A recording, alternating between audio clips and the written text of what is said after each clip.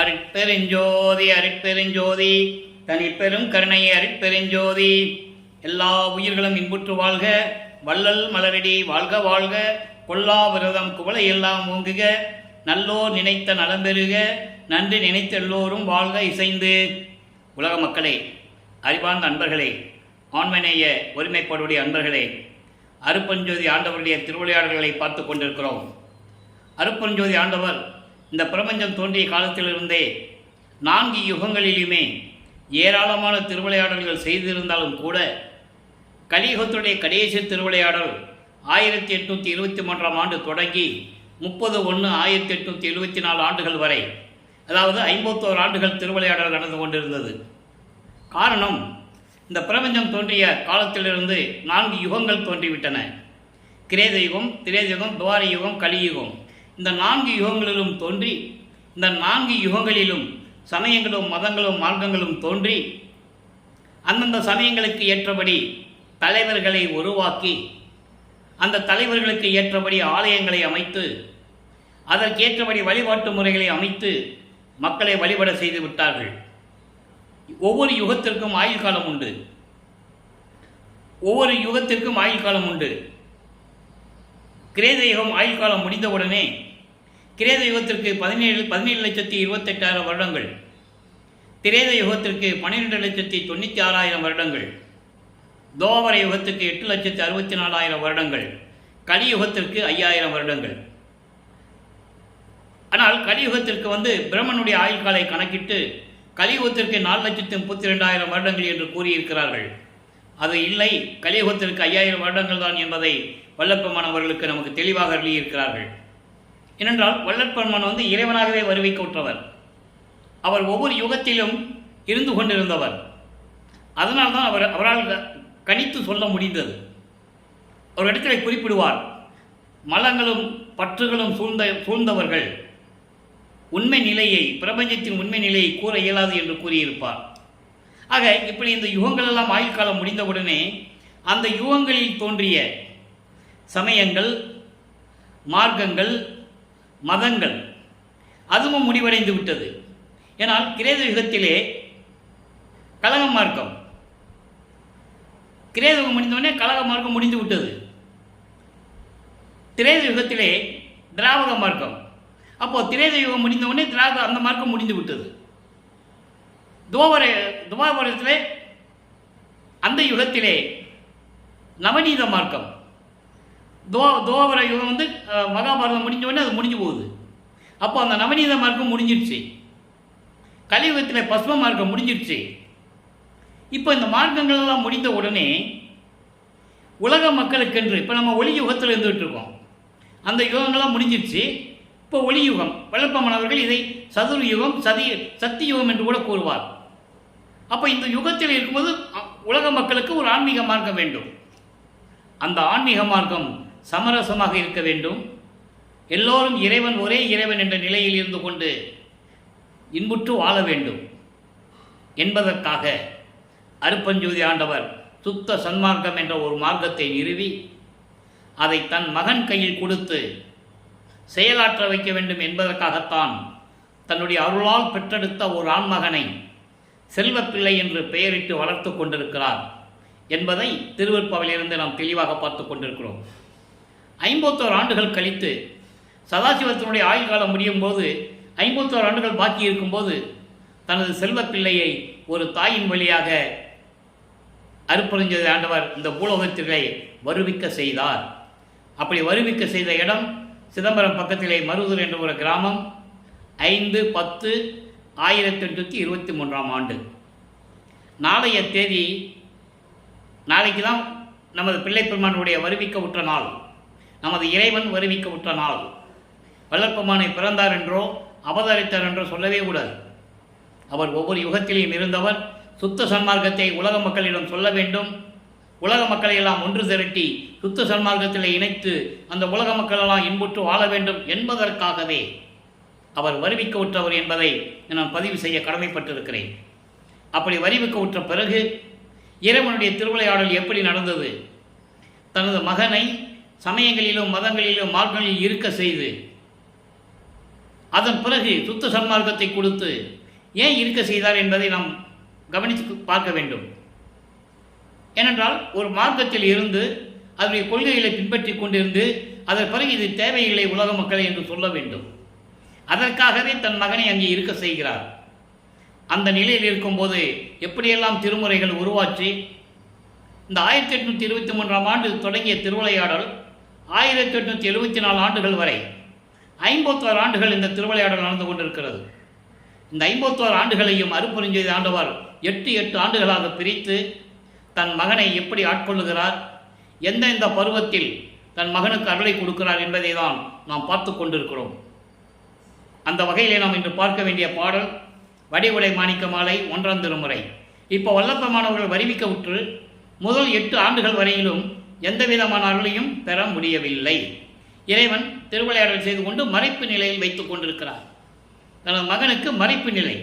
அப்போ 8 ஆண்டுகள் வரைக்கும் அவர் எந்த பள்ளிக்கூடத்துக்கும் போக முடியல, சேர்க்குறாங்க, படிக்க முடியல, மனம் இல்லை.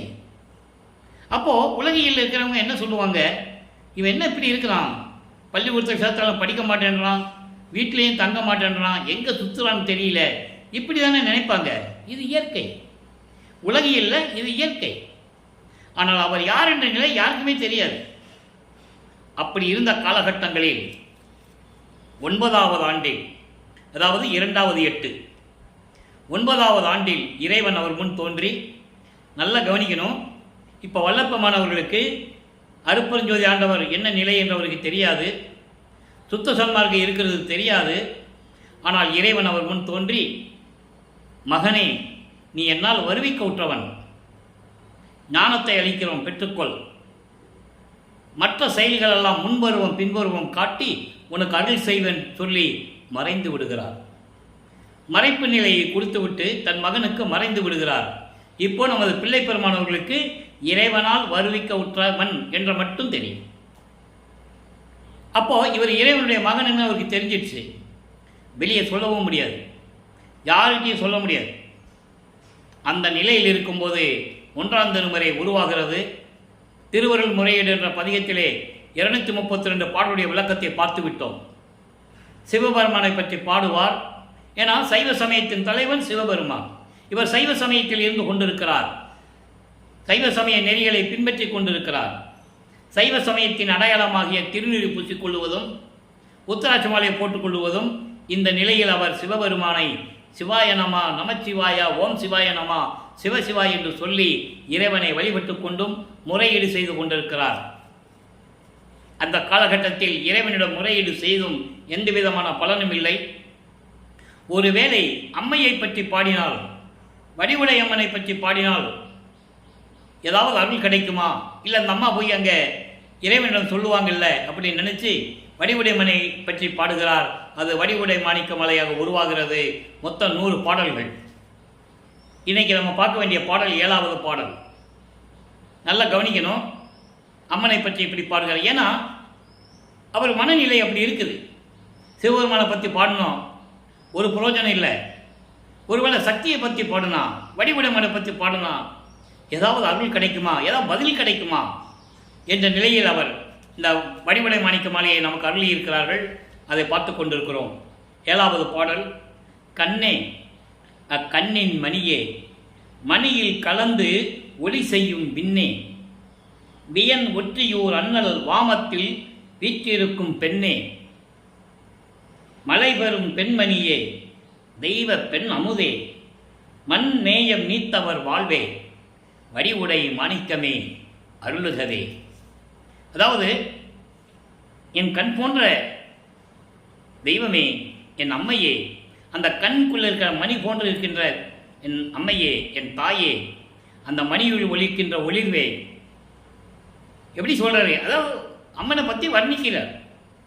அப்படிப்பட்ட தெய்வமே, வியன் ஒற்றியூரில், வியன் ஒற்றியூர் என்பது செழிப்போடு இருக்கின்ற வயல்களும் நீர்நிலைகளும் சூழ்ந்த பரந்த நிலப்பரப்பை கொண்ட எழில் பொங்கும் அளவோடு விளங்குகின்ற திருவொற்றியூரிலே இருக்கின்ற இறைவனின் இடது பக்கத்தில் வீற்றிருக்கின்ற தெய்வ பெண்ணே.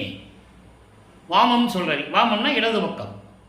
இடது பக்கத்தில் வீற்றிருக்கின்ற பெண்ணே, மலை பெறும் பெண்மணியே, மலை அரசியாகிய பெண் தெய்வமே, என் அம்மையே, தெய்வ பெண் அமுதே, மண் நேயம் நீத்தவர் வாழ்வே. மண் நேயம் நீத்தவர் என்பது மண்ணாசை. உலக விடயங்களிலே அது ஒரு ஆசை. 3 ஆசைகளில் ஒன்று மண்ணாசை, பெண்ணாசை, பொன்னாசை. அப்படி மண் ஆசையை விட்டவருடைய மனதில் வீற்று கொண்டிருக்கின்ற என் அம்மையே, வடிவுடை மாணிக்கமே, விரைவில் வந்து எனக்கு அருள்வாயாக என்று சொல்லி இந்த பாடலில் நமக்கு அருளியிருக்கிறார்கள். இப்போ வல்லப்பமானவர்கள் ஞானத்தை பெற்ற பிறகு இதெல்லாம் இவர் என்னென்ன இருக்கிற இடத்திலேயே அந்த ஆண்டுகளில் நடந்து கொண்டிருக்கிறது. 9வது ஆண்டிலிருந்து 12 ஆண்டுகளுக்குள். இப்போ 13வது ஆண்டு தொடக்கத்தில் முதல் முறையாக இவர் சென்னையிலே ஏழுகிணர் பகுதியிலிருந்து திருவொற்றியூருக்கு போகணும். அங்கே தான் தியாகராஜ பெருமான் கோயில் இருக்குது. ஸோ இவர் நடந்து தான் போகணும். அவர் எங்கே போனாலும் நடந்து தான் போகணும். காலையில் எழுந்திரிச்சு அங்கே போயிடுவார். அப்போ வீட்டுக்கு எல்லாம் தூங்கின பிறகு தான் வருவார்.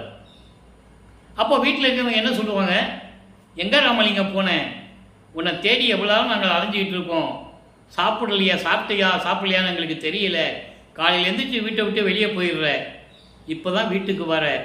ஏன்னா அந்த மாதிரி குடும்ப சூழ்நிலைகள். நீங்கள் செவி வெளி வந்த செய்திகள்லாம் கேட்டிருப்பீங்க.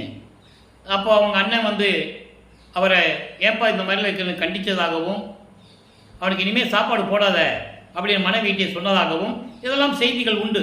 இருக்கட்டும், ஏன்னா ஒரு குடும்பத்தில் அப்படி தான் சொல்லுவாங்க, அது இயற்கை தானே. ஆனால் நான் இறைவனுடைய மகன் என்று அவரால் சொல்ல முடியாது. அப்போது அந்த துன்பங்களையும் அந்த ஏளன பேச்சுகளையும் கிண்டல்களையெல்லாம் கேட்டு அவர் மனம் எப்படி துடித்திருக்கும் என்பதை நீங்கள் நினைத்து பார்க்க வேண்டும். அப்போது 13வது வயதிலே இவர் பெறப்பட்டு போய் அங்கே தியாகராஜ பெருமான் கோயிலில் போய் தெருவில் இருந்து அவரை பற்றி பாடுவது ஒரு புரோஜனம் இல்லை. இது வரைக்கும் 26 பதியங்களை பார்த்துருக்கோம், ஒரு புரோஜனம் இல்லை. அப்போது அவர் என்ன பண்ணுறாரு, திருமலை வயலுக்கு போகிறார். ஒருவேளை அங்கே போனால் அருள் கிடைக்குமோ, அங்கே போனால் நமக்கு முன்னால் ஏதாவது எழுந்தருளி அருளை கொடுப்பாருன்னு சொல்லி அங்கே போகிறார். அங்கே மாசிலாமணி உருகி உருகி பாடுவார். அப்போ தன்னுடைய மனதில் இருக்கிற குமுறலை எல்லாம் வெளியே சொல்லுவார்.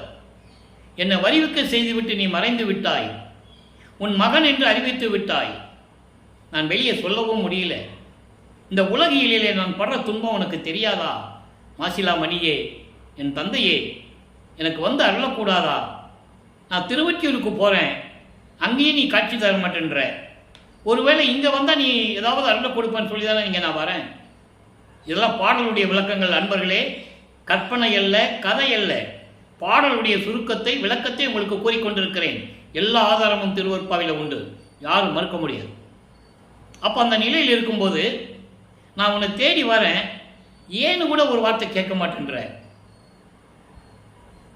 ஏன்னு கூட ஒரு வார்த்தை கேட்க மாட்டேன்ற, எதுக்கு வந்த, எப்படி இருக்கிறன்னு கூட ஒரு வாய் திறந்து பேச மாட்டேன்ற, நீ என்ன ஊமையான்னு கூட கேட்பார். இந்த நிலையில் இருக்கும்போது அங்கேயும் எந்த விதமான பலன் இல்லை என்று நினைக்கும் போது திருவள்ளித்தாயம் என்று ஒரு இடம் இருக்குது. வெள்ளிப்பாக்கத்திலேருந்து ஒரு 10-12 கிலோமீட்டர் இருக்குன்னு நினைக்கிறேன், சென்னையில் தான் இருக்குது. அப்போது அங்கேயும் போய் மனம் உருகி உருகி பாடுவார். ஆனால் ஒரு விஷயம் மட்டும் அன்பர்களே, வல்லப்பமனை பற்றி பேசும்போது, அதாவது வல்லப்பமன்கள் வருவிக்க விட்டு 202 ஆண்டுகள் முடிய போகுது. நாளைக்கு 203வது ஆண்டு தொடங்குது. நாளைக்கு 5/10/2025. அவர் வருவிக்க விட்ட நாள் 5/10/1823. நல்லா புரிஞ்சுக்கணும். அப்போது இந்த 202 ஆண்டுகளாகவே வல்லப்பமனை பற்றி பேசியவர்கள் அவரை ஒரு வட்டத்துக்குள்ளேயே தான் வச்சுக்கிட்டாங்க. இப்படியெல்லாம் உருகி அங்கங்கே பாடினாருன்னு யாருமே சொல்லலை. நீங்கள் நல்லா புரிஞ்சுக்கணும்.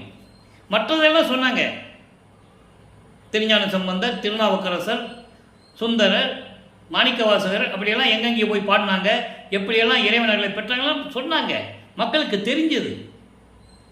இவரை பற்றி சொல்லலை, அதான் விஷயம். அப்போது அங்கே உருகி பாடுறாரு. அங்கேயும் கந்த துணியை கட்டிகிட்டு இருக்க, யாரை ஏமாத்துக்காக இந்த மாதிரி இருக்கிற, நான் இந்த பூலகத்துக்கு வர்றதுக்கு முன்னாலே உங்ககிட்ட நான் சொன்னேன்ல, நீ என்னை தெருவில் விட்டுருவேன்னு, தெருவில் விட்டுட்ட பார்த்தியா, இப்போ ஒன்றும் இல்லை, எனக்கு ஒரு கந்த துணியை கொடு, நானும் கட்டிக்கிட்டு இங்கே நிற்கிறேன், வந்து பார்க்குறவங்களாம் சொல்லட்டும், பெத்த பிள்ளையை தெருவில் விட்டுட்டான்னு சொல்லட்டும், கந்த துணியை கட்ட விட்டுட்டானே அப்படின்னு உன்மேல் பழி போடுவார்கள். அந்த பழிக்கும் எலி சொல்லுக்கும் ஆளாகாமல் விரைவில் வந்தனுக்கு அருள்வாயாக என்று கூறி அந்த பதிகத்திலே அத்தனை பாடல்களை பார்த்து விட்டோம். மனம் உருகும். அந்த பாடல்கள்லாம் படிக்கும்போது மனம் உருகும். எப்படி நம்ம வல்லப்பமானவர்கள் எப்படியெல்லாம் துன்பப்பட்டிருக்கிறார்கள், அவ்வளவு பாடல்கள் எல்லாம் உண்டு. அதன் பிறகு இதெல்லாம் எதுவுமே நிறைவேற முடியாமல் இப்போ பதிகம் 20 எழுத்தறியும் பெருமான் மாலை என்ற பதிகத்தில் இருக்கின்ற பாடலை பார்த்து கொண்டிருக்கிறோம். இன்று 7வது பாடல். நல்லா கவனிக்கணும்.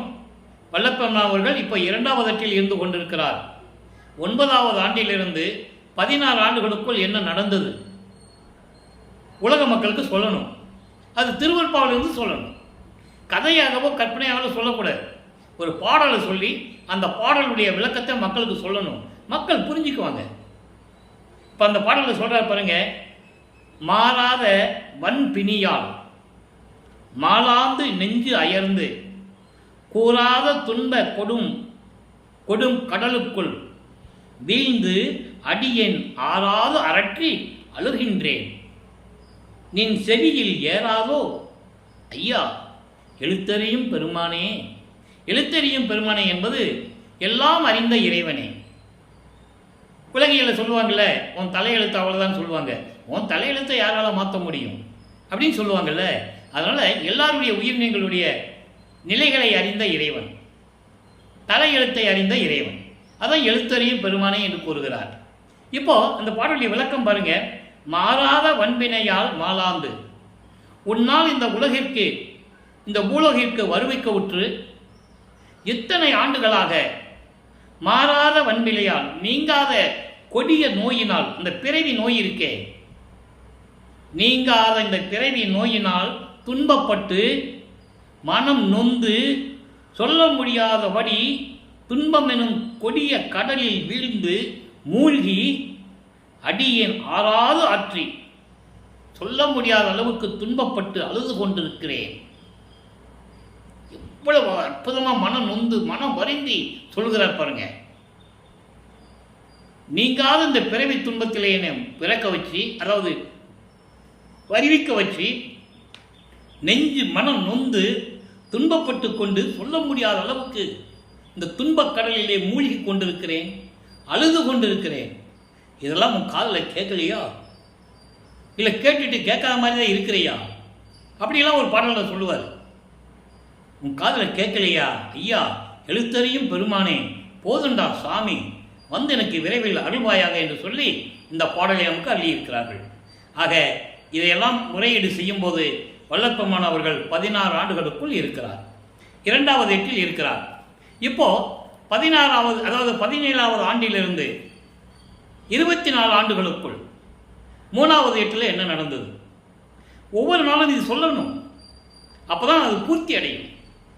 அப்போ 3ஆம் திருமுறை உருவாகிறது. 3ஆம் திருமுறை 19 பதியங்களை கொண்டது, 235 பாடல்கள். எல்லாவற்றையும் நாம் பார்த்து விட்டோம். 2ஆம் திருமுறை தான் நிறைய பாக்கி இருக்கு, 1ஆம் திருமுறை பாக்கி இருக்கு. அப்போ அந்த 19 பதியங்களிலும் இவர் போய் இறைவனை பற்றி பாடுறது. அவர் இப்போ கொஞ்சம் நிலைகள் மாறுது.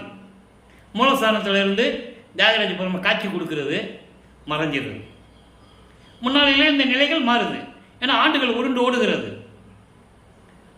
அதுக்கப்புறம் என்ன இவர் பேசவும் மாட்டேன்றாரு, காட்சி கொடுக்குறாரு, மறைந்து விடுறாருன்னு சொல்லி தனது மனக்குமுறலை, மனதில் இருக்கிற ஏக்கத்தை ஒரு நாரையிடம் சொல்லி தூது அனுப்புவது போல பாடல்களை நமக்கு அருளியிருப்பார்கள். நாரையை தூது அனுப்புவது, கிளிகளை தூது அனுப்புவது, எந்த விதமான பதிலும் இல்லை. நாரையும் கிளியும் நாட்டோரும் தூது என்ற பதிகத்திலே 10 பாடல்கள் இருக்கின்றன. அருமையான பாடல்கள். தனது மன இயக்கத்தை எப்படி எல்லாம் அவர்கள் மனம் அவ்வளவு துன்பப்பட்டது என்பதை உலக மக்களுக்கு தெரிவிக்கிறார் நமது பிள்ளை பெருமான் அவர்கள். அதன் பிறகு அதுலேயும் பதில் இல்லை. ஒரு குலத்தி பெண்ணிடம் போய் குறி கேட்கப் போகிறார். அதாவது உலகியல்ல எப்படி இருப்பாங்க, ஒரு குடும்பத்தில் நல்லது நடக்கணும், பிள்ளைகளுக்கு கல்யாணம் பண்ணணும், அப்படிங்கும்போது குறி கேட்க போவாங்க. அதுபோல இவரும் ஒரு குலத்தி பெண்ணிடம் போய் குறி கேட்க போகிறார். குறியாராய்ச்சி என்ற ஒரு பதியத்திலே இருக்கிற பாடல்களெல்லாம் பார்த்து விட்டோம். அதன் பிறகு ஜோதிட நாடகம். ஒரு ஜோசியர்கிட்ட போய்விட ஜோசியம் கேட்பாரு. ஜாதகம் ஓடாது. அவர் தான் தடுக்கிறாரு, எப்படி ஓடும்? இந்த நிலைகளெல்லாம் மாறிய பிறகு 19வது பதிகத்திலே இவரை பார்த்து சிவபெருமான் தெருவழியாக எப்படி ஓடுகிறார் என்பதையும் பார்த்து விட்டோம். இவர் அங்கே போவார், தெருவில் நின்றுட்டு இருப்பார்.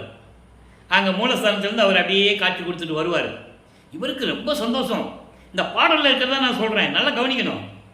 நான் கற்பனையாகவோ எடுத்துக்கட்டியும் சொல்லலை, பாடலில் இருக்கிற விளக்கத்தை உங்களுக்கு சொல்கிறேன். அந்த 19ஆம் பதிகத்தில் 10 பாடல்கள் இருக்கு. காதல் மாட்சி என்ற ஒரு பதிகம். இவர் இறைவன் மேலே எப்படி காதல் கொண்டுள்ளார், இறைவன் எப்படி இவரை நேசிக்கிறார் என்பதையும் அந்த பாடலில் உண்டு. அப்போ இவர் பார்த்துக்கிட்டே இருப்பார். இதுக்கு முன்னால் காட்சி கொடுத்துட்டு மறைஞ்சிடுவார்ல, இப்போ காட்சி கொடுத்துட்டு இவர் பார்த்து வந்துக்கிட்டே இருக்கிறார். இவருக்கு ரொம்ப சந்தோஷம். இன்னைக்கு எப்படி நம்மளுக்கு அருள் கொடுத்துருவாரு, நம்ம தப்பிச்சோன்னு சொல்லிக்கிட்டு சந்தோஷமாக இருப்பார். பக்கத்தில் வருவார், அப்படியே சிரிச்சுக்கிட்டு யூட்டர்ன் பண்ணி போயிடுவார். திரும்பி பார்க்காமல் ஓடுகின்றார்னு சொல்லுவார் பாடல்ல. நானும் பின்னால் ஓடினாலும் ஓட்டத்தை பிடிக்க ஒண்ணாதே, ஒடியாது ஓடினாலும் அவர் ஓட்டத்தை பிடிக்க ஒண்ணாதேன்னு சொல்லுவார். பிடிக்க முடியலன்னு சொல்லுவார். காரணம், அப்போ அவருக்கு எந்த சக்தியும் இல்லை. எங்கே போனால் நடந்து தான் போகணும், கால் வலிக்கும். அப்போ அந்த நிலையில் இருக்கும்போது இவரை பார்த்துட்டு சிவபெருமான் தெருவழியாக ஓடுறாரு. காலங்கள் மாறுகிறது. ஏன் ஓடுறாரு? சூட்சமான விளக்கங்கள்லாம் இருக்கு. இன்னும் ஆண்டுகள் இருக்கிறது. இப்போ 24 ஆண்டுகள் தான் முடிஞ்சிருக்கு. 51 ஆண்டுகளில் 24 வருஷம் போச்சுன்னா நீ 27 வருஷம் பாக்கி இருக்கு. அது வரைக்கும் இவர் அங்கே இருக்க வைக்கணுமே. சிக்கிட்டா பதில் சொல்லணும். பதில் சொல்ல முடியாது. சிவபெருமானால இவர்கிட்ட பதில் சொல்ல முடியாது. ஏன்னா இவர் அருப்பஞ்சாண்டவரை வருவிக்க விட்டுறவர். நல்லா புரிஞ்சுக்கணும். நீங்கள் சமயங்களையும் மதங்களையும் மார்க்கங்களையும் சாடி இருந்ததனால் இவர் அங்கே இருக்கிறதுனால ஏன் இருக்கிறாரு? இருக்க வைக்கிறார் அருப்பஞ்சாண்டவர். மக்களிடம் சொல்லணும், அதில் ஒன்று இல்லைன்னு சொல்லணும். சுத்த சன்மார்க்கத்துக்கு அதுக்கு சம்பந்தம் இல்லை. சுத்த சன்மார்க்கத்துக்கு அது முக்கிய தடைகள், அதெல்லாம் சொல்லணும். பின்னால் சொல்கிறாரு. அந்த விளக்கத்தையும் நம்ம பார்த்துக்கிட்டு இருக்கோம். அப்போ இந்த நிலையில் இருக்கும்போது அவர் சிவபெருமானை பற்றி சிவபெருமான் இவரை பார்த்து தெருவழியாக ஓடுறார். இது யாராவது மக்களிடம் சொன்னாங்களா? சொல்லலையே. தெருவில் சுற்றினாலும் அங்கே போனாலும் இங்கே போனாலும் சொல்லுவாங்களே தவிர இவரை பார்த்து சிவபெருமான் தெருவழியாக ஓடினார் யார் சொன்னது? ஒரு அளவுட சொல்லலை. காரணம், அவங்கள் மதங்களையும் மார்க்கங்களையும் சமயங்களையும் சார்ந்தவர். அவங்களால சொல்ல முடியாது. அதான் சொல்கிறேனே, வல்லப்ப மலை ஒரு வட்டத்துக்குள்ளே நிப்பாட்டிட்டாங்க. மக்கள்கிட்ட யாரும் சொல்லலை. இப்போ நிலைகள் மாறுது. 3ஆம் திருமுறை முடியுது. முடிஞ்ச உடனே இவர் 3வது எட்டு முடியுது. முகட்ட 24. இப்போ 4வது எட்டில் அடி எடுத்து வைக்கிறார். 4 32. 4ஆம் திருமுறை உருவாகிறது. 12 பதிகங்கள். 8 பதிகங்களில் நம்ம இறைவனுடைய திருவிளையாடலை பார்த்துட்டோம். பின்னால் இருக்கிற 4 பதிகங்கள் ஏற்கனவே நான் சொன்னது போல சமய குறவர்களை பற்றி பாடியது. அது சமயத்தினுடைய சைவ சமயத்தினுடைய நெறிகளை பரப்பியதனால், இறைவனுடைய அருளை பெற்றதனால் அவர் அதை பற்றி குறிப்பிட்டு திருவருட்பாவிலே நமக்கு அருளியிருக்கிறார்கள். வேற ஒன்றும் இல்லை. இப்போ அந்த 8 பதிகங்களையும் அன்பு மாலை, அருட்பிரகாச மாலை, சௌந்தரிய மாலை, ஆனந்த மாலை, அபராத மன்னிப்பு மாலை, அதிசய மாலை இதெல்லாம் நம்ம பார்த்துட்டோம். இன்னும் 2 மாலைகள் நிலுவையில் இருக்கிறது. பிரசாத மாலையும் பத்தி மாலையும். அற்புதமான பதிகங்கள், அது பின்னால் வரும். அப்போ அந்த அருட்பிரகாச மாலையிலையும் அன்பு மாலையிலையும் குறிப்பிட்டது போல இறைவன் எப்படியெல்லாம் இதுக்கு முன்னால் இவர் திருவொற்றியூருக்கு போனவரை ஸ்டாப் பண்ணிட்டார். இனிமேல் எங்கேயும் போகக்கூடாது. போய் என்ன பிரயோஜனம்? எந்த விதமான பலனும் இல்லை. பேச மாட்டேன்றாரு. நம்மளை பார்த்து தெருவழியாக ஓடுறாரு. எதுக்கு இந்த நிலை? ஆமாம், இனிமேல் போகக்கூடாது அப்படி ஒரு முடிவு எடுத்துடுறாரு. அப்போ இன்னும் ஒரு வேலை பாக்கி இருக்கு. தனமாலை, அதாவது தனக்கூடிய மாலைக்கு தாலி கட்டி அந்த விமோசனத்தை கொடுக்கணும். அதை அருட்பிரகாச மாலையிலே தெளிவாக நம் கருதி இருக்கிறார்கள். வல்லப்ப மாணவர்கள் அறிவிக்க உற்று 27வது ஆண்டில் இந்த நிகழ்ச்சி நடக்குது. இது ஏற்கனவே நிர்ணயிக்கப்பட்டது. பாடலில் தெளிவாக கூறியிருக்கிறார். பாடல் உண்டு, திருவருட்பாவில் இருக்கு. அது நீங்கள் நல்லா புரிஞ்சுக்கணும். அப்போது அந்த பாடலில் சொல்கிறாரு, இறைவனை பார்த்து சொல்கிறாரு, என்ன வேஷம் போட சொல்லிட்டேன், என்ன வேஷம் போட சொல்லிட்டேன், ஒரு பெண்ணுக்கு தாய்மாமன் ஆக்கிட்டேன், அந்த பொண்ணையும் கல்யாணம் பண்ணணும்னு சொல்லிட்டேன். சரி, நான் பண்ணிக்கிறேன் அப்படின்னு சொல்லி திருமண ஏற்பாடுகள் நடக்குது. இதெல்லாம் மக்களுக்கு தெரியாது, அவங்க அவங்க குடும்பத்தில் இருக்கிறவங்களுக்கும் தெரியாது. இவர் இறைவனுடைய பிள்ளைன்னு அவங்களுக்கு எப்படி தெரியும்? தெரியாது. ஒரு சாதாரண மனிதனாகவே அவரை நடத்துகிறார்கள். கால் கட்டு போட்டாவது இவன் திருந்துவானா, எப்படியாவது குடும்பத்தை காப்பாற்றுவானா பார்ப்போன்னு சொல்லி அவங்க அக்கா பொண்ணை வருவிக்க விட்டதால் ஏற்பட்ட சொந்தம். அவருக்குன்னு அக்கா அப்பா அம்மாலாம் யாரும் இந்த உலகத்தில் கிடையாது. அவருக்கு அப்பா அம்மா வந்து அருட்பெருஞ்சோதி ஆண்டவர். அதை தெளிவாக சொல்கிறார். வருவிக்க விட்டதனால் ஏற்பட்ட சொந்தம் சொல்கிறார். உபசாரத்தால் பெற்ற தந்தையை என்பான் ஒருவனுடைய சுக்கில பையிலிருந்து அந்த அணுவாக உபசாரத்தால் பெற்ற தாய் என்பால் ஒருத்தியின் சுரோதின திரளில், அதாவது கருவறையில் சேர்ந்த வரைக்கும் என்னை காத்தருளினார் என் தந்தை அருட்பெருஞ்சோதி ஆண்டவர் என்று கூறுவார். அப்போ வருவிக்க விட்டதால் ஏற்பட்ட சொந்தம் உண்மை, நம்ம இல்லைன்னு சொல்ல முடியாது. வளர்ப்பு தாய் கூட நம்ம தாய் தந்தைன்னு சொல்கிறோம் இல்லையா? உலகில் தாய் தந்தை இல்லை, ஒரு குழந்தைய வளர்க்குறாங்க, உனக்கு அப்பா அம்மா யாருன்னு சொன்னால் அவங்கள சொல்லுவாங்க இல்லையா? ஆக இந்த நிலையில் இருக்கும்போது அக்கா பொண்ணை தான் கல்யாணம் பண்ண சொல்லும்போது இவர் இல்லைப்பா, எனக்கு இல்லற வாழ்க்கையில் எனக்கு இன்பம் இல்லை, அதாவது விருப்பம் இல்லைன்னு சொல்கிறேன்.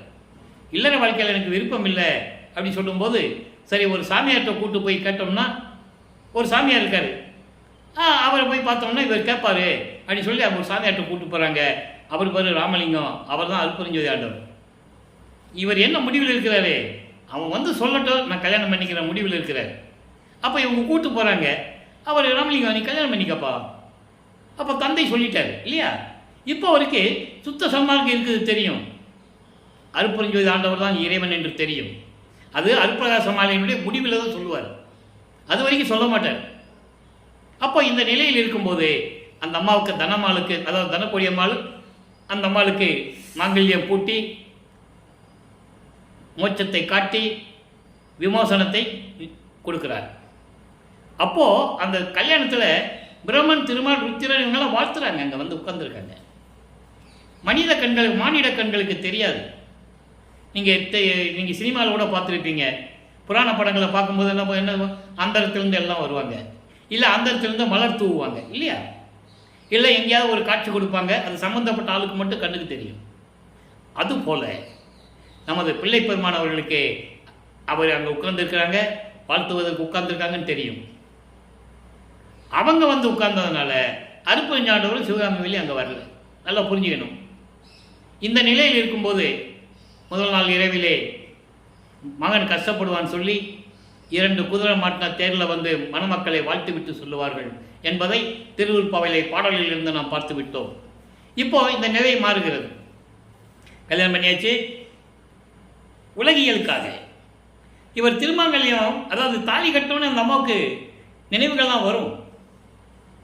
நினைவுகள் வரும். அந்த அம்மாவுக்கு தெரிஞ்சு போச்சு, ஆகா நமக்கு இதுக்காக தான் அந்த பூலோகத்துக்கு வந்திருக்கோன்னு சொல்லி அந்த அம்மாவுக்கு தெரியும். தெரிந்ததனால்தான் இவர் வீட்டை விட்டு கிளம்பும் போது, வெள்ளாடை அணிந்து கிளம்பும் போது அவரை ஒன்றும் சொல்லாதீங்க, அவர் யார் என்ற நிலை எனக்கு தெரிந்து விட்டது என்று கூறுவார்கள் என்பதை செவி வெளிவந்த செய்திகளெல்லாம் உண்டு. அதே பாடல்களிலும் சூட்சமமான விளக்கங்கள் உண்டு.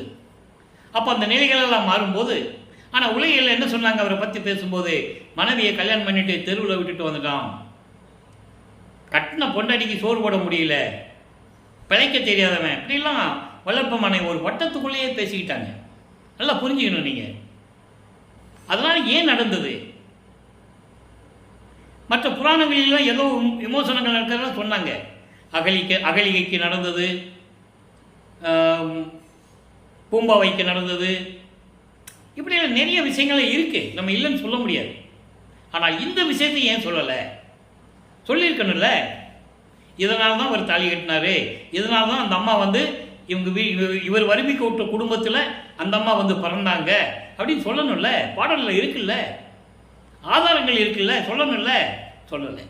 காரணம், சமயங்களும் மதங்களும் மார்க்கங்களும் சூழ்ந்திருந்த காலகட்டங்களில் அவர்களெல்லாம் அதை விட்டு இவரை சொல்ல முடியவில்லை. நல்லா புரிஞ்சுக்கணும். இப்போ இந்த நிலைகளாக மாறும்போது என்ன பண்ணிட்டாரு? இனிமே எங்கேயும் போகக்கூடாது. சரியை கிரிய யோகம் இந்த 12 நிலைகளை கடந்துட்டார். சமயங்களையும் மதங்களையும் மார்க்கங்களையும் விட்டுட்டார். சுத்த சன்மார்க்கத்தை வாங்க போறாரு. அப்போ என்ன பண்ணிட்டாரு, கதவை பூட்டி தாப்பா போட்டார். இனிமேல் நம்ம எங்கேயும் போகிறதில்லை, இறைவன் வரட்டும் பார்த்துக்கலான்னு சொல்லி வரும்போது தான் அருட்பிரகாச மாலை உதயமாகிறது. 100 பாடல்கள். ஒவ்வொரு பாடலிலும் விண்ணுலகத்திலிருந்து மண்ணுலகத்துக்கு வரும்போது கால் வலிக்க மண்ணிலே நடந்து மகனுக்கு கதவை திறந்து மகனுக்கு எப்படி அருளை கொடுத்தார் என்பதையெல்லாம் பார்த்து விட்டோம். இப்போ அந்த நிலைகள் மாறுகிறது. மகனே, சுத்த சன்மார்க்கம் அவனுக்கு கொடுக்கணும், சுத்த சிவஞான வழிக்கு வான்னு சொல்லிட்டு போயிட்டார். அப்போது ஏம சித்தியை கொடுக்குறார், தத்துவ சித்தியை கொடுக்குறார். தத்துவங்களை எப்படி சொல்லணும், எப்படி ஜெயிக்கணுன்றதெல்லாம் கொடுத்துட்டாரு. அதை நம்ம தத்துவ வெற்றியில் பார்த்துட்டோம். தத்துவ சித்தி என்பது அண்டங்களை கடப்பது, நினைச்ச இடத்துல இருக்கிறது. ஒரே நேரத்தில் எத்தனை உருவங்களை வேணாலும் இருப்பார். அதெல்லாம் பெற்றுவிட்டார். இப்போ தத்துவங்களை கடந்து சரிய கிரிய யோகம் என்ற 12 நிலைகளை கடந்து அந்தங்களை கடந்து பரவெளி, பரம்பரவெளி, பராபரவெளி, பெருவெளி, பெருசுகவெளி, இந்த வெளிகளையும் கடந்து சுத்த சிவஞான வெளிக்கு நமது பிள்ளை பெருமான் அவர்கள் சென்று கொண்டிருக்கிறார். அப்போ அவருக்கு வருவிக்க உற்று 33வது ஆண்டு. வருவிக்க உற்று 33வது ஆண்டு. அப்போ அந்த 33வது ஆண்டிலிருந்து 40 ஆண்டுகளுக்குள் 5வது 8 ஐயட்ட 40 என்ன நடந்தது என்பதை நாம் ஏற்கனவே விளக்கமாக பார்த்து விட்டோம். அதனுடைய சுருக்கம், தத்துவங்களை கடந்து போறாரு, அங்கே சுத்த சிவஞான வழிக்கு போறாரு, அங்கே சத்தியஞான சபை இருப்பதை அப்போதான் முதல்ல பார்க்குறாரு. முதல்ல சத்தியஞான சபையை பார்க்குறாரு. அப்போ வெளியில தேவர்கள் முதல்ல நிற்கிறாங்க. அதுக்கப்புறம் பிரம்மன், திருமால், ருத்திரன் நிற்கிறாங்க. படிக்க கீழே தான் நிற்கிறாங்க. உள்ளே போக முடியாது. அவங்க சத்தியஞான சபைக்குள்ள அவங்க உள்ளே போகவே முடியாது. ஏனென்றால் அவர்கள் சுத்த சன்மார்க்கத்தை சேர்ந்தவர்கள் அல்ல, சமயங்களையும் மதங்களையும் மார்க்கங்களையும் சார்ந்தவர்கள். தெளிவாக சொல்றார் வளர்ப்பமான். அப்போ அந்த நிலையில் இருக்கும் போருக்குரியவர்கள் என்று சொல்லுவார். போர் செய்து உயிர்களை கொலை செய்தவர்கள் என்று சொல்லுவார். பாடல் உண்டு. அதனால அவங்க சத்தியஞான சபைக்குள்ள போக முடியாது அங்கே மேலே. அதனால தான் அங்கே இருக்கிற சத்தியஞான சபையை இங்கே நிறுவிட்டு கொலையும் புலையும் கொலையும் தவிர்த்தவர்கள் மட்டும் உள்ளே புகவும் போட்டார் இல்லையா? அதை புரிஞ்சுக்கணும். இது மக்கள்கிட்ட விளக்கமாக சொல்றதுக்காக இல்லை, அவ்வளோதான் விஷயம். ஏன் போட்டாருன்னா மக்கள்கிட்ட சொல்லணும். அங்கே போய் பார்த்துட்டு வந்தார்ல, அதனால தான் இங்கே சொன்னார். சரி, அது ஒரு பக்கம் இருக்கட்டும். அப்போ தேவர்கள் என்ன சொல்றாங்க, இவர் போறாரு, தேவர்கள் தான் முதல்ல இருக்கிறாங்க, இவர் நிற்கிறாரு. சாமி நீங்க போங்கன்னு கை காட்டுறாங்க. பாட்டில் இருக்கு. இங்கே பேசக்கூடிய கருத்துக்கள் அத்தனையுமே பாடலில் இருக்கின்ற விளக்கங்கள் தான் நண்பர்களே, சொந்த கருத்தோ கற்பனை அல்ல. அப்போ தேவர்கள் சொல்றாங்க, கை காட்டுறாங்க, இவரை போய் நிற்கிறாரு, அவருக்கு வழி காட்டுறாங்க. பாடல் இருக்கு. அப்போ வழிகாட்டவொடனே இவர் அப்படியே போயிட்டு இருக்கிறாரு. பிரம்மன் திருமால் இவரை பார்த்த உடனே முகத்தை திருப்பிக்கிறாங்க. பாடல் இருக்கு. அப்போ உள்ள போன உடனே அங்கே அவருடைய தந்தை அருட்பெருஞ்சாண்டவர் மகனை வரவேற்பதற்காக காத்து கொண்டிருக்கிறார். மகனை வருக வருக என்று சொல்லி அழைத்து இந்த ஆடைகளை கழிந்து முக்காடோட தானே போறாரு, வெள்ளையாடோட போறாரு. ஆடைகளை கழிந்து விட்டு புனித நீராடி சவளம் செய்து என்று கூட சொல்லுவார். சவளம் செய்துன்னா நல்ல சேவிங் செய்து முக சவரம் செய்து மங்கள, அதாவது புனித நீராடி மங்கள கோலமாக அணிகள் அணிந்து பட்டாடை அணிந்து மங்கள கோலமாக வருக, 2.5 நாளிகைக்குள் உனக்கு மணிமுடி சூட்ட வேண்டும் என்று கூறுகிறார் அருட்பெருஞ்சோதி ஆண்டவர். பாடல்களிலே பார்த்து விட்டோம். 2.5 நாளிகை என்பது 1 மணி நேரம் தான் இருக்குதுன்னு சொல்றார். ஒரு நாளிகைக்கு 24 நிமிடம். ஆக அப்படி சிங்காசனத்திலே அமர வைத்து மகனுக்கு மணிமுடி சூட்டி சுத்த சன்மார்க்கத்தை கையில் கொடுத்து ஏம சித்தி, தத்துவ சித்தி, தத்துவ வெற்றிகள் எல்லாம் என்னென்ன இருக்குதோ பூரா கொடுத்தாச்சு. சாகா கல்வியும் சொல்லி கொடுத்தாச்சு. அங்கேயே சாகா கல்வியும் சொல்லி கொடுத்தாச்சு. தெளிவாக சொல்றார் பாட்டில், நாகாதிவனும் நாராயணும் நான்முகனும் நறுமுறும் எனவே தெல்லமுதம் அளித்தாய் நானும் உண்டு துண்ணவே சாகா கலையை பயிற்று தந்த தயவை சாற்றதுக்கரிது. 112வது பதியத்தில் மெய்யல் வியப்பில் இருக்கு அந்த பாடல்.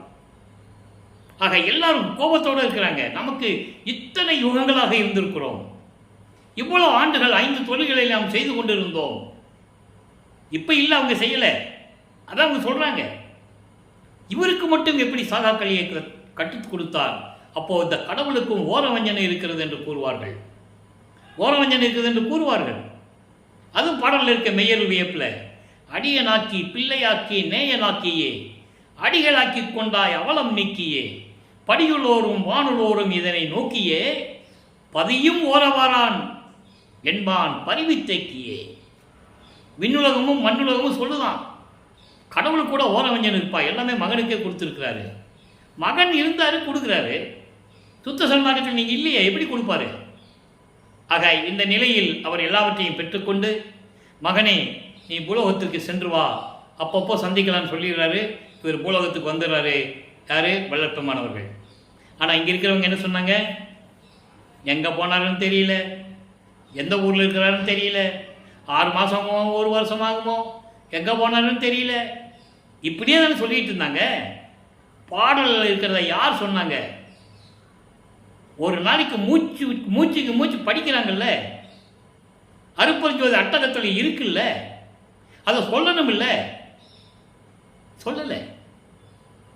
மக்களுக்கு தெரியாது, ஏமாற்றிட்டாங்க எல்லாருமே சேர்ந்து. தெளிவாக சொல்கிறாரு தத்துவங்களை எப்படி கலந்தேன்னு. நம்ம ஒவ்வொரு நாளும் பாடலை பார்த்துட்டு இருக்கோம்.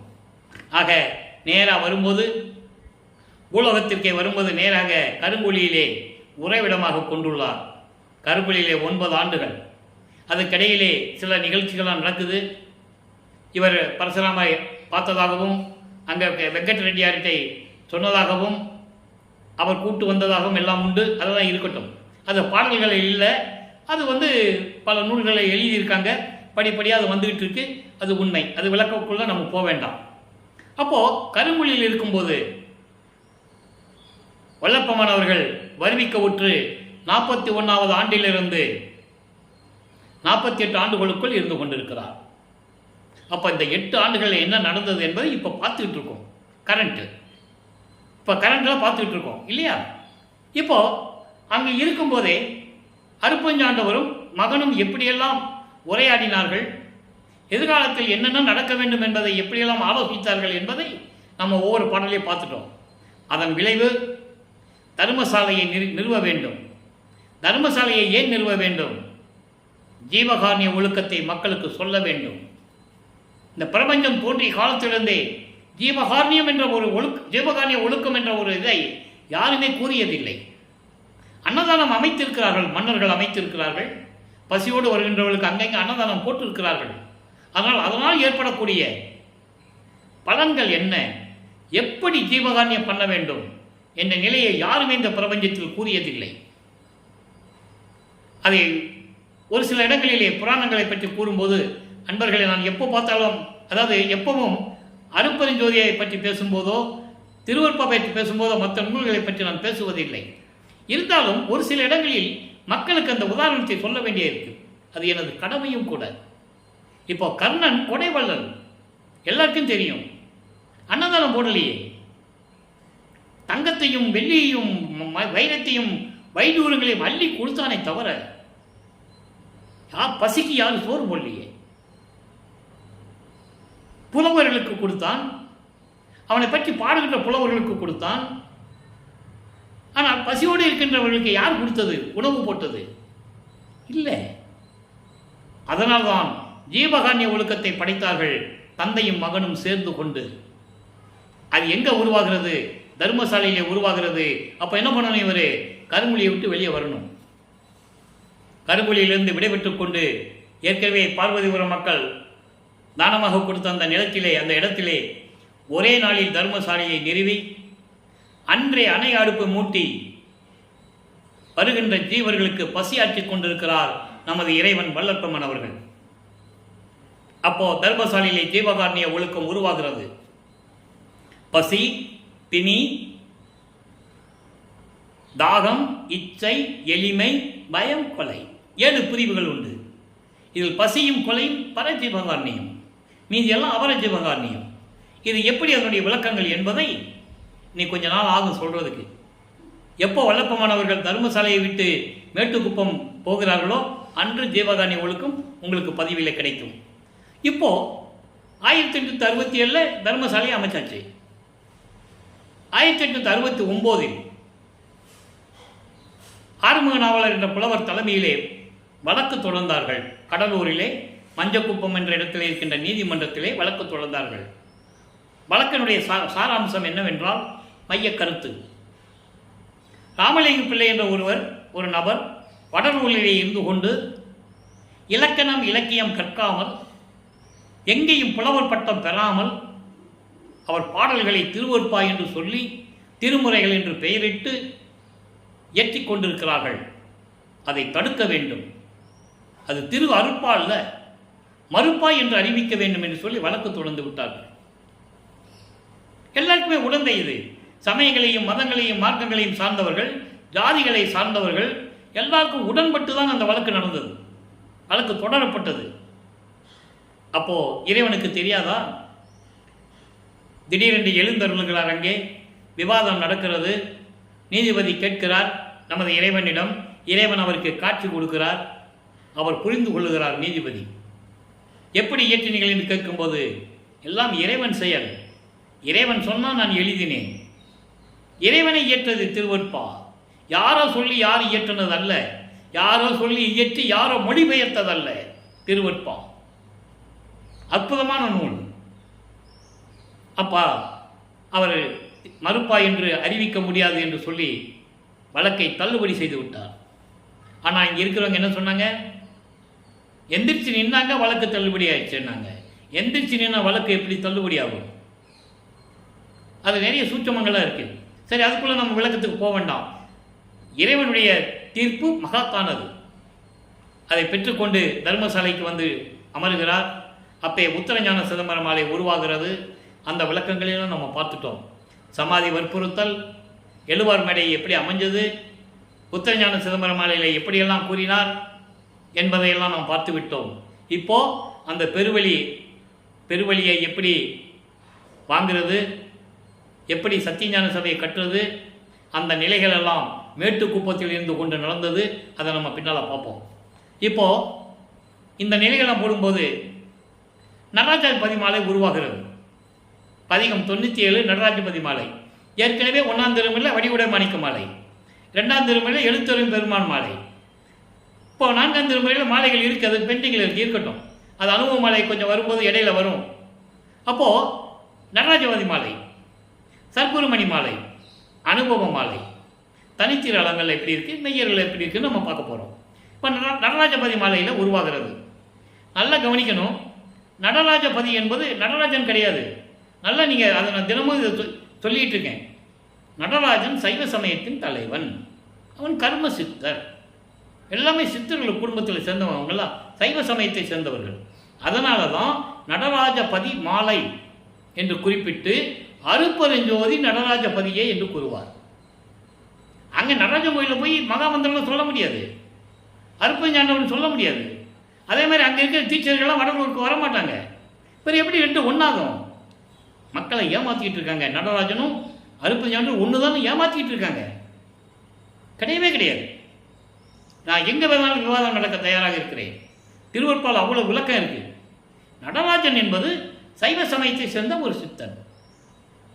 சிவபெருமான், நடராஜன், சொக்கலிங்கம், மகாலிங்கம் இவங்கெல்லாம் ஒரு குரூப்பு. அவங்க சமயங்களையும் மதங்களையும் மார்க்கங்களையும் சார்ந்தவர்கள். சுத்த சன்மார்க்கம் என்பது இவற்றெல்லாம் கடந்த மார்க்கம், கடந்த இறைவன் அருப்பெருஞ்சோதி. சாதியும் மதமும் சமயமும் பொய்யென ஆதியில் உணர்த்திய அருப்பெருஞ்சோதி. ஆனால் மக்கள்கிட்ட யாரும் சொல்லலை. சாதியும் மதமும் சமயமும் காணா ஆதியானதையா அருப்பெருஞ்சோதி. ஞான சரியில் சொன்ன கூட மக்கள்கிட்ட சொல்லலை. பொறித்த மதம் சமயம் எல்லாம் பொய்ன்னு சொல்லணும். ஒவ்வொரு தடவையும் மேடையில் போட்டு பேசும்போது சொல்லணும், இதெல்லாம் பொய். வள்ளலார் சொல்லியிருக்காரு, பொய் சன்மார்க்கத்தை சேர்ந்தது அல்ல அப்படின்லாம் சொல்லணும். சொல்லலையே. சொன்ன மக்களுக்கு புரியும். ஓ, சுத்த சன்மார்க்கம் என்பது ஒரு தனி மார்க்கம், எதையும் சாராத மார்க்கம். சமயங்களிலும் இந்த மதங்களிலும் தான் இதெல்லாம் பண்ணலாம். சுத்த சன்மார்க்கத்துக்கு வந்தால் இதெல்லாம் பண்ணக்கூடாது. திண்ணூர் பூசக்கூடாது, நாமம் போடக்கூடாது, எந்த உருவ வழிபாடு இருக்கக்கூடாது. மக்களுக்கு தெரியும், புரிய வைக்கணும். அப்போது இந்த நடராஜபதி மாலையில் என்ன சொல்கிறாரு? இறைவனுடைய நிலையை எப்படி கூறுகிறார்? நல்லா பார்த்துட்டு வரோம். சிவபெருமானை பற்றி சொல்லும்போது என்ன சொல்லுவார்? தலையில் கங்கை இருக்குது, திரைச்சந்திரன் இருக்குது, கழுத்தில் பாம்பு இருக்குது, கழுத்தில் மண்டை ஓடு இருக்குது, சுடுகாட்டில் போய் மண்டை ஓடை எடுத்துகிட்டு வந்து மாலையாக போட்டிருக்காரு அப்படின்லாம் சொல்லுவார் இல்லையா? அது சமயங்களையும் மதங்களையும் மார்க்கங்களையும் சார்ந்த ஒரு இறைவன், ஒரு தலைவன். அவனுக்கு எல்லா அடையாளமும் உண்டு. உடம்பெல்லாம் திருநீர் பூசிக்குவாப்பில் எல்லா அடையாளம் உண்டு. நடராஜபதி மாலையில் என்ன வரணும் பாருங்க, எந்த அடையாளம் இருக்காது. இறைவன் எப்படிப்பட்டவன்? இப்போ ஐம்பூதங்களில் இறைவன் எப்படி இருக்காருன்னு நம்ம பார்க்குறோம் இல்லையா? நேற்று பார்த்தோம் புவின்னா மண்ணை பற்றி சொல்லும்போது பார்த்தோம். இன்னைக்கு நீரை பற்றி சொல்லுகிறார். நல்லா கவனிக்கணும். நீரிலே, நீர் உற்ற நிறையிலே. அன்பர்களே, நான் ஏற்கனவே கூறியது போல, நான் தமிழ் இலக்கியம் கற்றவன் அல்ல. இங்கே சொல்லப்பட்ட விளக்கங்கள் எல்லாமே இறைவனால் அருளப்பட்டது. இந்த விளக்கம் யாராலையும் சொல்ல முடியாது என்பதை நான் பரிபூர்ணமாக சொல்ல முடியும். இறைவனுடைய அருளை பெற்றால்தான் இந்த விளக்கத்தை சொல்ல முடியும். நல்ல கவனிங்க, இது நூல் விளக்கம் அல்ல, மொழி விளக்கம் அல்ல, இறைவன் கொடுத்த சுத்த சன்மார்க்க விளக்கம் என்பதை நீங்கள் புரிந்து கொள்ள வேண்டும். நீரிலே, நீர் உற்ற நிறையிலே, அதோடு மட்டும் இல்லை, நிறை உற்ற நிலையிலே, நுண்மைதனிலே. ஒரு நீரின் தன்மையை எப்படியெல்லாம் சொல்றார் பாருங்க. நீரிலே என்பது என்ன? கடலிலே ஒரு ஆறு வருது, கடலில் போய் கலக்கும். அதான் சொல்றாரு நீர் உற்ற நிலை. நீர் உற்ற நிலை என்பது நீர் சேர்ந்த இடம். அது நீர் தேக்கமாக இருக்கலாம், கண்மாயாக இருக்கலாம், கால்வாயாக இருக்கலாம், அணைக்கட்டுகளாக இருக்கலாம், எதுவென இருக்கலாம். நீரின் தன்மை கடலிலும் நீர்த்தேக்கத்திலும் நீர் உற்ற நிலையிலே, நிறைவுற்ற நிலையிலே, நீர்த்தேக்க நிலையிலே இருக்கின்ற அந்த நிலையிலே, நுண்மைதனிலே. ஒளி நீரில் படும்போது அடி வரைக்கும் போகுமா? அதை பின்னால் சொல்றாரு, நிகழ்விலே, நிகழ்வுற்ற திகழ்விலே, நிழலிலே, நெகிழிலே, தன்மையிலே, ஊரிலே, அந்நீரின் உவப்பிலே, உப்பிலே, உப்பில் உறும் உன் சுவையிலே, திரையிலே, உற்ற நீர் கீழிலே, மேலிலே, நடுவிலே. இறைவனுடைய ஒளிக்கதிர் ஒரு நீர்நிலையில் இருக்கும்போது எப்படி ஊடுருவி போகிறது, அந்த நுட்பமான நிலை எப்படி இருக்கிறது என்பதை உலக மக்களுக்கு தெரிவிக்கிறார் வல்லப்பமானவர்கள். உலகிலே பிரபஞ்சம் தோன்றிய காலத்திலிருந்து எத்தனையோ கவிஞர்கள், புலவர்கள், ரிஷிகள், மகான்கள் தோன்றினார்கள். நீரின் தன்மைக்குள்ளே ஒளிர் எப்படி ஒளிர்கிறது என்பதை யாரும் சொன்னதில்லை. நல்லா நீங்க புரிஞ்சுக்கணும். அப்போ அந்த நிலையில் இருக்கும்போது இறைவனுடைய அற்புதனுடைய ஒளிக்கதிர் எப்படி போகுதான்? நீருக்குள்ள, அது அடியிலையும் சரி, கீழே மேலே எது இருந்தாலும் சரி, அந்த நுட்பமான ஒளிக்கதிர், அப்படி ஒளிக்கதிர் போகின்ற நிலையிலே உற்று இயல் உறுத்தும் ஒளியே. இறைவனுடைய நிலையை சொல்றாரு. இங்கே சிவபெருமான் கழுத்தில் பாம்பு இருக்குன்னு சொன்னாரா? அருப்பஞாண்டவர் கழுத்தில் பாம்பு இருக்குன்னு சொன்னாரா? கங்கை இருக்குன்னு சொன்னாரா? புரிஞ்சுக்கணும் நீங்க. அப்போ அருப்பஞாண்டருடைய ஒளி எப்படி நீருக்குள்ள அந்த நுட்பமான நிலையில போய் நிற்குது? அப்படி உற்றியல் உறுத்தும் ஒளியே, எல்லாவற்றையும் சேர்த்து பிரதிபலிக்கின்ற அருப்பெருஞ்சோதியே. 5 பூதங்களை சொல்லுகிறார். நிலம், நீர், நெருப்பு, காற்று, ஆகாயம். நேற்று நிலத்தை பார்த்தோம், இன்னைக்கு நீரை பார்க்கிறோம். நாளைக்கு இந்த 5 பூதங்களுடைய நிலைகளில் எப்படி இறைவன் இருக்கிறார் என்பதை புரிந்து கொள்ள வேண்டும். இந்த பிரபஞ்சம் தோன்றிய காலத்திலிருந்து 5 பூதங்களை அடக்கி ஆண்டவர் அருட்பெருஞ்சோதி என்பதை திருவுட்பாவிலே பாடல்கள் உண்டு. அதை தான் பிரமனுக்கு கொடுத்தார். ஆன்ம தத்துவம் என்ற பெயரிலே பிரமனுக்கு 24 தத்துவங்களை கொடுத்தார். எல்லா தத்துவங்களும் அருட்பெருஞ்சோதி ஆண்டவரை சார்ந்தது. 36 தத்துவங்கள், 60 தத்துவிகள். அதை தான் பிரித்து கொடுத்தார். பிரமனுக்கு 24, திருமாலுக்கு 7, ருத்திரனுக்கு 5, 36. இந்த 60 தத்துவிகளை மகேஸ்வரனுக்கும் சதாசிவத்துக்கும் கொடுத்தார். இதை நீங்கள் நல்லா புரிஞ்சுக்கணும். ஒவ்வொரு பாடலையும் விளக்கம் உண்டு. ஆக அப்படிப்பட்ட இறைவன் எப்படி இருக்கிறாரா? காரிலே 1 கோடி பொழியினும் துணை பெறா கருணை மலை பொலிமேகமே. இந்த ஒரு வரிக்கு அர்த்தம் 1 மாதம் சொல்லலாங்க. அவர் விளக்கம் இருக்கு இந்த வரியிலே. எத்தனை பாடல்கள்! காரிலே என்பது மேகம். மேகத்திலிருந்து பொழிகின்ற மலை இருக்கிறதே, அது கோடின்னு சொல்றார். கோடினா கோடி மலையா? அது கிடையாது. தொடர்ந்த மலை, கனமலை. மேகத்திலே கனமழை பொழிந்தாலும் கூட அதுக்கு ஈடாகாத, நிகராத கருணை மழை பொழிகின்ற இறைவன் அப்படின்னு சொல்ற. காரிலே 1 கோடி பொழியினும் துணை பெறா கருணை மலை பொழி மேகமே. இறைவனை சொல்லுகிறார். மேகத்திலிருந்து எவ்வளவு கனமழை பெஞ்சாலும் சரி, அதைவிட இறைவனுடைய கருணை மலை உயர்ந்தது என்று கூறுகிறார். அதுக்கு பின்னால் சொல்றார் பாருங்க, கனக சபையை நடு நின்ற கடவுளே. கனக சபை இந்த பாடலை கொடுக்கும்போது இங்கே சத்தியஞான சபை இல்லை, நல்லா கவனிச்சுக்கணும். அப்போ இந்த சத்தியஞான சபை எங்கே இருக்கு? மேலே இருக்கு, சுத்த சிவஞான வெளியில. அந்த மாதிரி வடிவமைத்து தான் இங்கே கட்டினது மக்களுக்காக. மானிடன் அங்கே செல்ல முடியாது. இவர் போவார், நினைச்சு போயிட்டு வருவார், அது வேற விஷயம். அப்போ அந்த கனக சபையிலேயும் சரி, சிற்றவையை கண்ணோங்கும் ஒரு தெய்வமே, பொற்றவையிலும் சிற்றவையிலும் விளங்கிக் கொண்டிருக்கின்ற அருப்பெருஞ்சோதியே, தூரிலே. நல்லா கவனிக்கணும். இந்த விளக்கம் மனிதனாக யாராக இருந்தாலும் சரி சொல்ல முடியாது. அவன் பிஹெச்டி எவ்வளோ வாங்கினாலும் சரி, அதை நான் தைரியமாக சொல்லுவேன். தூரிலே பலம் அளித்து ஊரிலே வளர்கின்ற சுக சொருவமான தருவே. அதாவது நல்ல வெயில் அடிக்குது, ஒரு மரம் தெரியுது தூரமாக. அப்போ வெயிலில் போகிறவன் என்ன நினைப்பான்? ஆக அங்கே ஒரு மரம் தெரியுது, அந்த நிழலில் உட்கார்ந்தா சுகமாக இருக்குமே நினைப்பான்.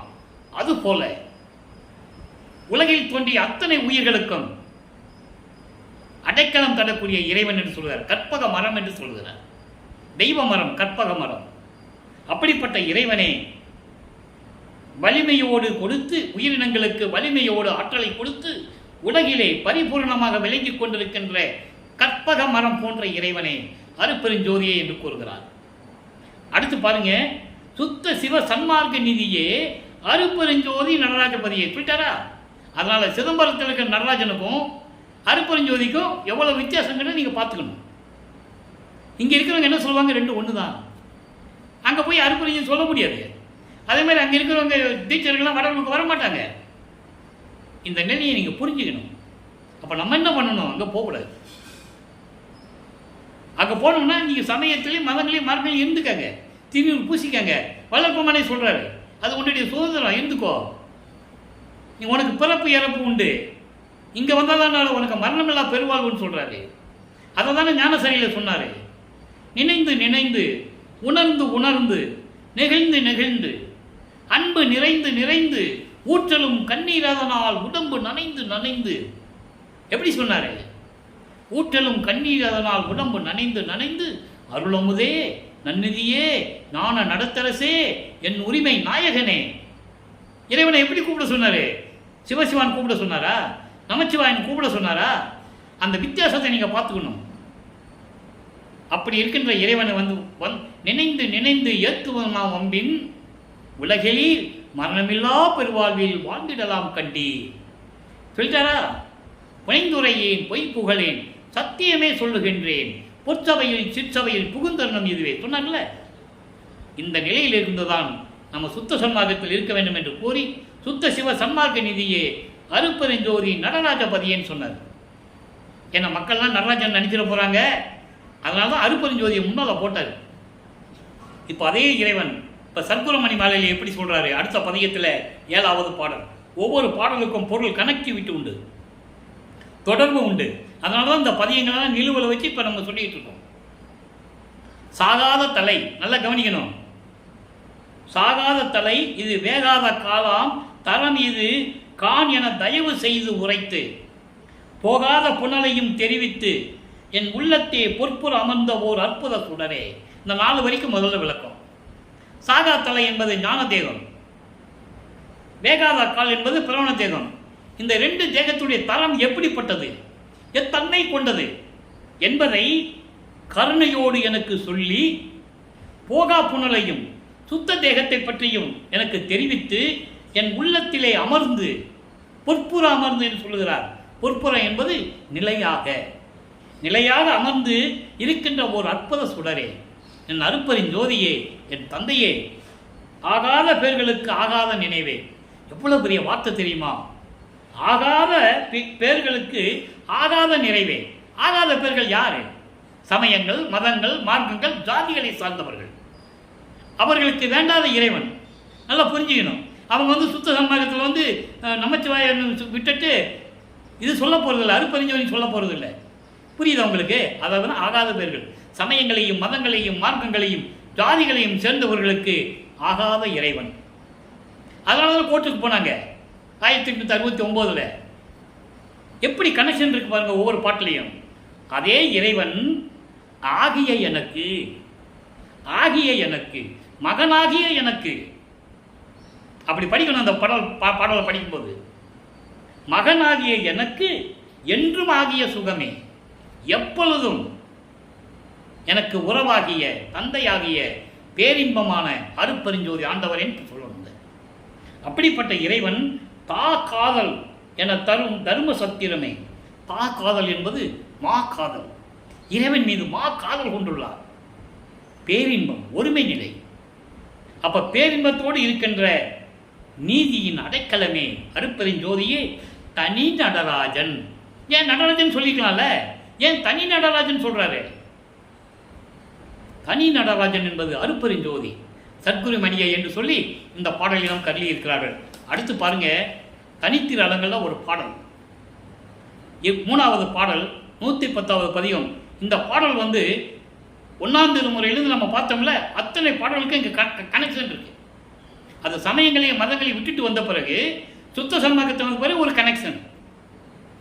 உன் ஆணை, உன்னை விட உற்ற துணை வேறில்லை என் உடையாய், அந்தோ என் ஆணை காத்து அருளி இத்தினமே அருள்ஜோதி ஈதல் வேண்டும்.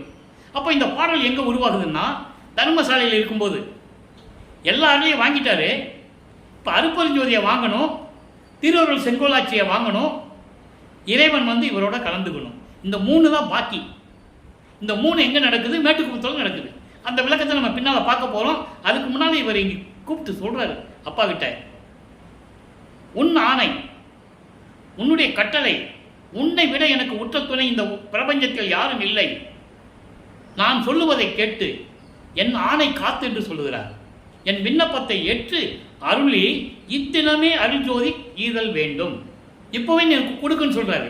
அவர் முடியாதுன்னு சொல்றாரு. இப்போ இல்லை, நீ 4 இருக்குன்னு சொல்லிட்டாரு. அதை ஒரு பாடலில் விளக்கம் கொடுத்துருக்கிறாரு. அதையும் நம்ம பார்த்துட்டோம். அன்பர்களே, இங்கே கூடக்கூடிய விளக்கங்கள், பொருள்கள் எல்லாமே திருவுருட்பாவில் இருப்பது என்பதை நான் மறுபடியும் சொல்ல கடமைப்பட்டிருக்கிறேன். அப்போ அந்நாளை, அந்த நாள் நீ அருட்பெருஞ்சோதி கொடுக்குறீல்ல, அந்த நாளை மகிழ்வோடு அருள் புரிந்த பெருங்கருணை அரசே. இதுக்கு விளக்கம் வந்துடுச்சா? நீ அருட்பெருஞ்சோதி தருன்னு சொல்றாரு, தான் கேட்கிறாரு, அவர் இப்போ முடியாதுன்னு சொல்றாரு.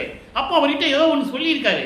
அதில் இந்த வார்த்தையில சொல்றாரு, அந்நாளை நீ சொன்னையே அது எந்த நாள்? இப்போ இப்பவே கொடுன்னு கேட்கிறாரு தர்மசாலையில் உட்காந்துக்கிட்டு. அவர் முடியாதுன்றாரு. அப்போ அந்த நாள் எப்படி சொல்லு?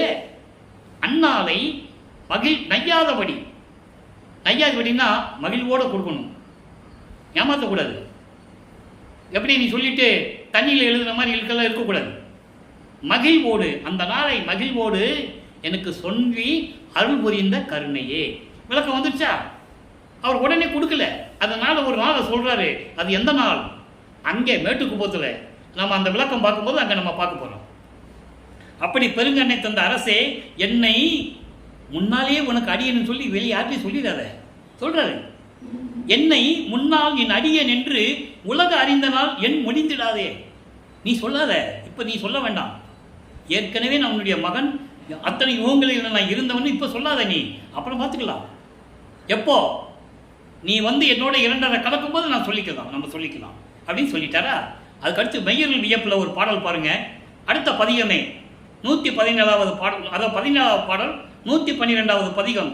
தாயே எனக்கும் தயவு புரிந்த தருண தந்தையே, தனியே, தனியன்னா அருட்பெருஞ்சோதி, நின்னை நினைக்க நினைக்க கிளறுவது என் சிந்தையே. உன்னை நினைக்க நினைக்க என் உள்ள அப்படி மகிழ்வோடு இருக்கு. நாயேன் எண்ணம் அனைத்து முடித்து கொடுத்தவன் பண்பனே, நான் நினைச்சதெல்லாம் முடிச்சு கொடுத்துட்டேன்னு சொல்றாரு. இதை தான் அகவல்ல சொல்லுவாரு. எப்படி விளைந்தன என் மனம் இங்கு நிற்கு, அப்படி அளித்தன அருட்பெருஞ்சோதி சொல்லுவாரு. ஏன் எண்ணிய நான் எண்ணியபடி எனக்கு அருளும் தெய்வம் எங்க? 6ஆம் திருமுறையில் 46வது பதிகத்தில் அருள்ஜோதி நிலையில 5வது வரியில சொல்லுவார். அதை இங்கே திருவள்ளுவர் மெய்யருள் வியப்பில் சொல்றாரு. நான் நினைச்சதெல்லாம் கொடுத்த தெய்வமேன்னு சொல்லிட்டாரு. நான் செய்த தவத்தால் எனக்கு கிடைத்த நல்ல அன்பேன்னு சொல்லிட்டாரு. இப்போ அனுபவ மாலையில் ஒரு பாடல், நேரம் கடந்து கொண்டு இருக்கிறது. நான் பாடலை படிக்கிறேன், விளக்கத்தை சுருக்கமாக சொல்கிறேன்.